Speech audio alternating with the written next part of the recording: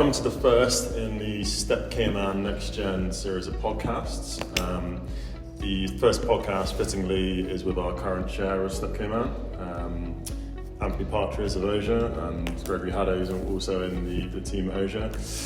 We decided to do this series of podcasts to give a bit more colour to some of the people in the fiduciary industry in Cayman, and with that, I'm going to pass over the first question to AP. So AP, you came here 20 years ago almost, bright-eyed and bushy-tailed from Australia. Over that period of 20 years, what have you enjoyed most about your job in the fiduciary industry?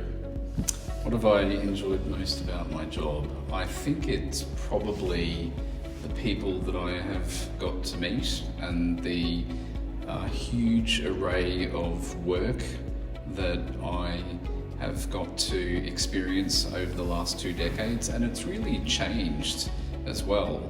So not just small trust and estate matters, we've been dealing with multi-jurisdictional, multi-billion-dollar trust and estate matters, which have only got even more complicated as time has gone by. I think that's probably the biggest thing that I've experienced over the last 2 decades. Things have got bigger and more complicated, but the people have remained the same.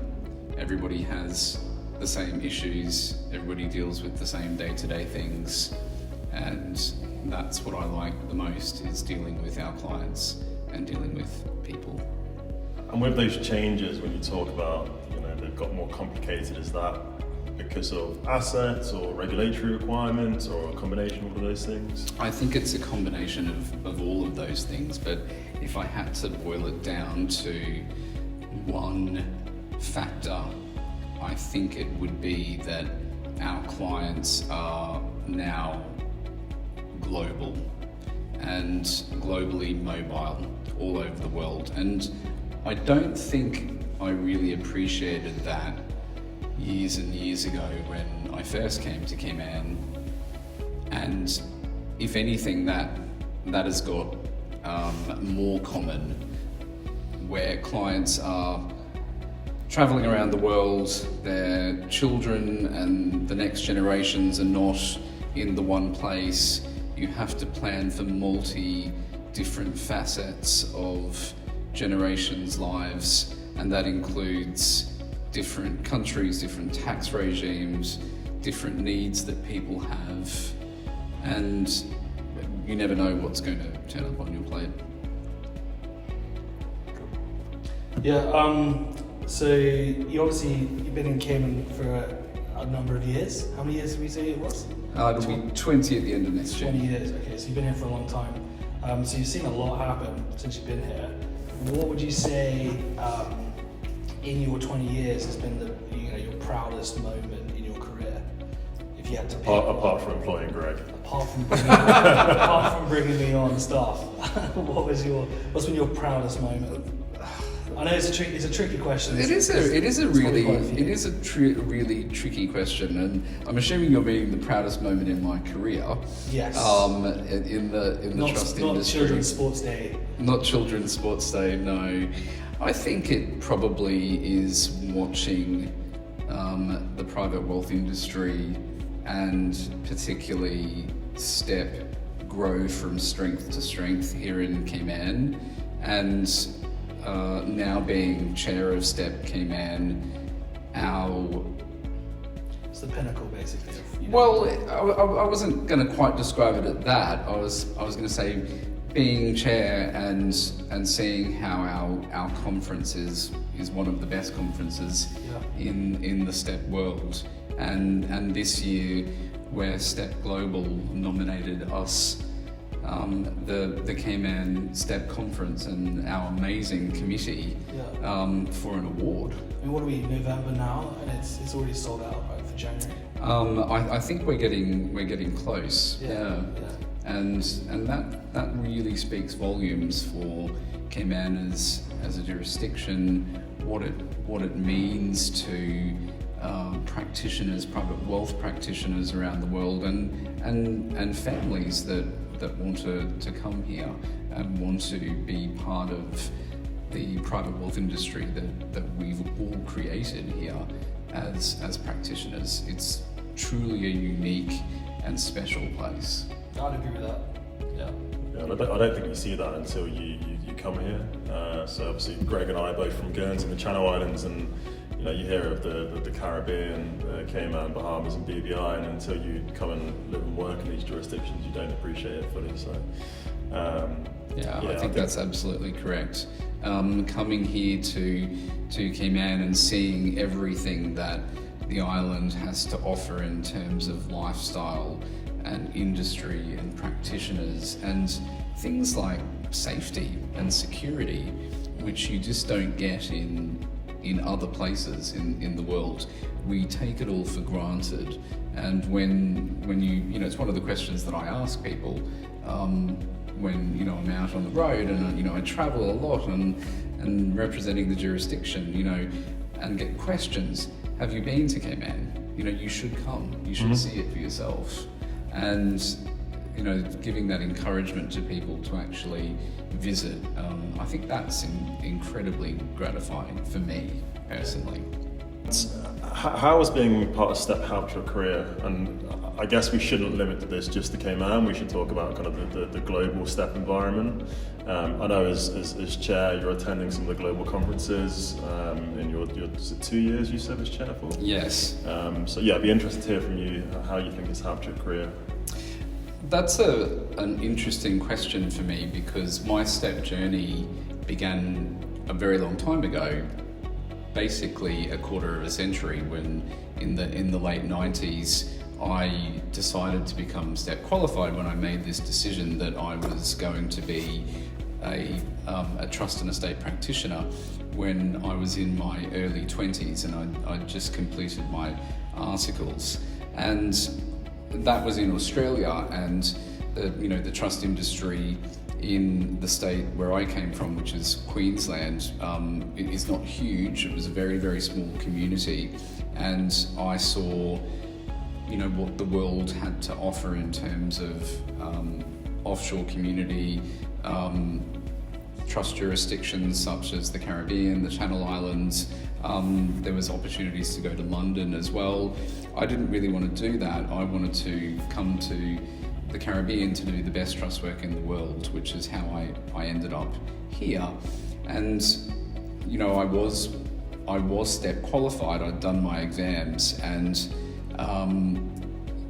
getting myself immersed into the STEP community here in the Cayman Islands was a very, very easy thing to do. But then as the years went on, actually being part of STEP internationally and getting opportunities to go to other conferences and meet other practitioners around the world, I think you grow with that, and you meet other people, you get to work with them. One of the things that I talk to my team about all the time is that when we get new clients and we take new instructions, and clients come from different parts of the world, we've met those practitioners in other different jurisdictions, and we all go to the same conferences and we all attend the same events, and we're very comfortable with those practitioners because we know them, and we know them through STEP. They're plugged into the same network. They're absolutely plugged into the same network, whether that's North America, LATAM, Europe, the UK, Asia, which are the main markets in which we operate in. And I think that for me personally, over the last quarter of a century, I have STEP to thank for all of that, and where I am today in my career. Great. Yeah, this is a hard question. A lot of these questions are quite really, I get asked hard questions every day. We didn't give Anthony these questions in advance, just to let everyone know. So these are genuine reactions to questions. But I've always heard this one be asked, and I feel sorry for anyone who gets asked it.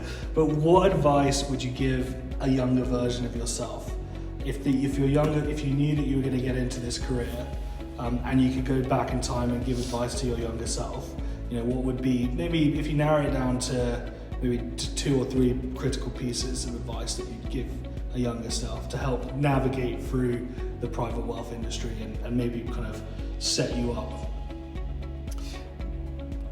I've actually thought about this question myself. Stop it. Believe it or not. I think the first thing that I would have wanted to tell younger Anthony was probably leave Australia earlier. No, you're a true patriot. Yeah, definitely. I had opportunities to leave earlier and I didn't. Was that to go to kind of another private wealth jurisdiction? Possibly. I could have gone to the UK before I came to the Caribbean. I think that there is huge benefit to practicing in different jurisdictions. Yeah. Not that I would change the journey that I've had probably ever, but I think that just having sooner, kind of, doing it sooner when you're younger, and getting experience in multiple jurisdictions, so you are qualified in multiple jurisdictions. Yeah. I think that is of huge benefit to practitioners later on, like the two of you have lived in different offshore jurisdictions. Yeah. I would have really liked to have had that opportunity to perhaps been in the UK, maybe for a year or 2, perhaps lived in the Channel Islands for a year or 2 as well. So that's one thing. Obviously Guernsey rather than Jersey. Of course, it's prettier, right? Also to take more risks, I think, and be more self-assured in what you want in your career as a younger practitioner. I look back at the decisions that I made and things that I could have done and decided, things I should have done earlier in my career here in Cayman and didn't. That feeds into the first one, right? Because you take risk to obviously move to a new jurisdiction. Yeah. So I can see how that's good advice. And what about the third piece? The third piece, interesting. This might be cliched, I guess, but I want to say, believe in yourself and never be afraid to get up and speak in front of people and share your knowledge. I see so many people that I want to encourage to get up and share, what knowledge they have. Yeah. And, I talk way too much and get up and speak, and, no one wants to continue to hear from me all the time. We'll do an interview with you. Yeah. I think on that point, it's interesting, isn't it? Because we've got, such a depth in Cayman of really high quality individuals, and I think for some of the more junior people in the field, it can be daunting, right? Yeah. But I always say to my team, and certainly all the people I know in the industry on the island, if you're employed by the firms in the islands, you're very good, and therefore you've got a seat at the table. I think that's absolutely correct as well, and I didn't get to the place that I am right now where I can just get up and stand and say anything to anyone. That's absolutely true, but I guess the point I want to make is that we all have something to share, and we all have something to say, and I'm interested in what everybody has to say. Yeah, I mean, even today when we're working on lots of different matters on a big team, some people, it's important that people step forward and give their view, and if they have a view on how things should be done, because if they don't, then it's not gonna go anywhere, right? Yeah. So and you can stall. That's why it's completely teamwork. Yeah. Okay. Completely agree. So another horrible question, not directly related to the legal field. I'll put two together. So, what other job would you do if you weren't a private client lawyer? And perhaps this will reveal a fun fact about yourself at the same time. I don't know if it's going to reveal maybe show them on your sunglasses. Does that it suggest that maybe a pilot? Fighter pilot. I don't know if it will reveal a fun fact about me, but I really like history and I like researching things. When I was a child, I liked to be in the archives and researching stuff. Doesn't sound like me, I know, but maybe I would like to be an archivist. Okay. You weren't expecting that, were you? I was not. Yeah, I went with fighter pilot based on the Ray-Bans, but yeah, you can go work in a library. That's fine. Yeah. I would be very happy to have a quiet life, working somewhere quiet amongst books and history stuff. I think that will surprise a lot of people in the hypothetical audience as well. I think that will surprise a lot of people, but there you go. I'm going to feed in off the back of that question then. So that's what you do if you aren't doing what you currently do. Another equally interesting question. Tell us a fun fact about yourself. I love this question. A fun fact about myself. So, I once played a T-bird in Greece. And you kept the hairstyle since? I have kept the hairstyle. I'm very, very happy that I still have all of my hair, as you can tell. Unlike me and Greg. Well, speak for yourself. And I like leather jackets. Yeah, well that's good. I guess, Naro, do you want to ask your next question? Yeah, so these are opposite ends of the scale, I guess. Let's talk about some of the recent trends in the industry in Cayman, and also extending on that 10 years time. Where do you see the industry?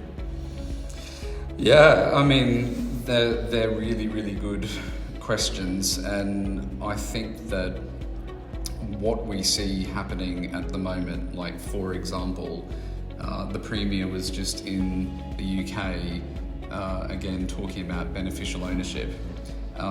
This is obviously a very, very hot topic for not only the Cayman Islands, for the overseas territories, for offshore jurisdictions, and for the world. And the position that we have taken clearly with the beneficial ownership changes are just coming in. When it becomes the global standard, then Cayman will move towards that. And it's a question that we are asked on almost every new instruction. When a client is coming to us, what is the position? How is this going to look for us? How does that affect us in terms of our right to privacy? And will it affect our children and the next generation? And I'm sure it's something you're asked, Naro, as a trustee. Greg's going to be asked this in 10 years' time as a NextGen practitioner. This question is not going away. So in 10 years' time, when I hope I'm still here in 10 years' time, I think that the landscape will look very different. Yeah. Big drive for transparency. There will be, there's a big drive for transparency now. Yeah. And I think that it will be here in 10 years. In short order, it might even be here. But I think that's probably the single biggest issue that is facing us as an industry today. Yeah, I don't disagree, and if we go back, I guess 10 years when this really started getting pushed, and I know I said let's look forward 10 years, we'll go back 10 years. Yeah. I think with the right initiatives, it's actually a positive thing for the industry globally. You get the right clients for the right reasons, and what you two started practicing law in the first place was to help families with their succession problems. And these initiatives don't stop that. Clearly there's a balance between a right to privacy, safety and security as well, which I don't think is talked about enough with beneficial ownership. I think in certain countries we take it for granted that safety is taken as read, but for some of our clients, safety and security is not, and it is a real concern around beneficial ownership. But it's important that people in the UK and the EU do remember that as well for the industry. That's right. I think everything that you've just articulated amazingly then is what we should be striving for as a jurisdiction, and with our clients as well. They're the sorts of clients that we want to be attracting as a jurisdiction, and who we want to be servicing as well. And this can't be a bad thing, and it's going to happen eventually, and we need to see it as a change for positive things. And I don't have a crystal ball. I don't know exactly what's going to happen, but we have to move together as an industry. Otherwise, we'll be left behind. Yeah, absolutely agree. Greg, do you want to take the last question? Yeah, sure. So, I mean, you've kind of already started answering this when we started, but I'll give it a go again. So, obviously, you've been in the private wealth industry in the Cayman Islands for a fair few years now. How have you seen it change since you arrived on the island when you got off that BA plane 20 years ago? What would be the biggest landmark change in your view? I don't think I could boil that down to just one thing. I think that in terms of the changes that have occurred, I look at, transparency obviously is a very big one. The regulatory requirements that we now face are very, very different to what I faced 2 decades ago when I was working on client matters, just onboarding clients. That's a huge change for me. And the clients themselves, have they? The clients themselves, I think, have got smarter, more sophisticated, more globally mobile. And I do believe that my clients do want to involve the next generation, the NextGen. They realise how incredibly important it is to take a holistic approach to their structuring and their planning, and family offices are what we are dealing with today. Well, that wasn't really the case, I don't think, 20 years ago. So you think it's fair to say then that we've got more big private wealth families moving into the jurisdiction? They're bringing their private wealth offices with them, and we're doing more with those private offices than we were doing 10, 20 years ago? I think we've got bigger family offices, bigger, more complicated family offices with complex issues. We don't have everyone and their grandma trying to come to Cayman like it might have been a long time ago. We have the sophisticated, very smart, globally mobile clients that are coming here and want to use Cayman as a jurisdiction, that's a huge compliment to the jurisdiction. That is a huge compliment, and that's what we want. I mean, it makes sense when you've got the law firms here, the banks, the trustees. It's like the whole package. The ecosystem's fantastic, Brian. I think the amount of cross-border specialists we have on the island is testament to that as well. The globally mobile client demands that. If you're going to succeed as a trustee, law firm, etc., you have to know these things. Yes. And also being able to connect with other fiduciaries and lawyers around the globe as well. And it's also part of the STEP global network, and how we connect as an organisation that has 25,000 members globally and has a digest that goes out every every week or every day there's something that's going out from STEP, and being part of that wider global community is how we grow and connect. Yeah. I think is the way that STEP describes it. Perfect. Well, I think we've interrogated you enough, probably. But That was all pretty easy, actually. I liked it. No, maybe it you've got to was- work on the questions then for the next It one. was good. So the next one will be delivered from the Hotel Indigo as well during the STEP conference in January. There'll be another committee member who's been here for maybe nearly as long as you, Bernadette Carey Olsen. Fantastic. And thank you for your time. Yeah. Thank you, Naro. Thank you, Greg. Thanks, AP. Very good. Bye. Thank you.